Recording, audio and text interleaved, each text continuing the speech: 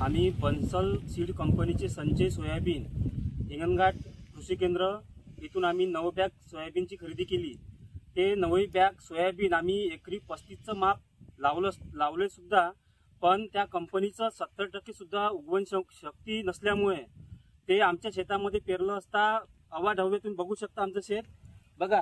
आमच्या शेतामध्ये पेरलं असता कुठलंही सोयाबीन ते उगवलं नाही। आम्ही तालुका कृषी अधिकारी यांना सुद्धा तक्रार दाखल केली। जिल्हा कृषी अधिकारी यांना सुद्धा आम्ही तक्रार दिलेली आहे की आमची मागणी एकच आहे की आमची जे नुकसान भरपाई झाली ते नुकसान भरपाई आम्हाला भरून द्यावी, एवढीच आमची शासनाकडे विनंती आहे आणि या बोगस कंपनीवर कायदेशीर कारवाई करावी ही विनंती।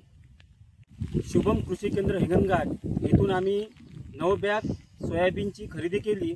सोयाबीनची खरेदी केल्यानंतर आम्ही ते सोयाबीन आमच्या शेतामध्ये पेरणी केली असता ते सोयाबीन त्यांची उगवण क्षमता कमी असल्यामुळे सोयाबीन जमिनीमधून ते बाहेर आलेच नाही। त्याकरता आम्ही जिल्हा कृषी अधिकारी तालुका कृषी अधिकारी यांना निवेदन दिले, आमची मागणी त्यांच्यासमोर मांडली। आमचे झालेले जे नुकसान आहे ते नुकसान भरपाई आम्हाला कृषी केंद्रामार्फत देण्यात यावी किंवा शासनाने द्यावी, याकरता आम्ही वेगवेगळे प्रयत्न करत आहोत। आणि जर आमची मागणी पूर्ण होत नसेल तर या कृषी केंद्रावरती गुन्हा दाखल करावा व लोकांची फसवणूक बंद करावी ही आमची विनंती आहे।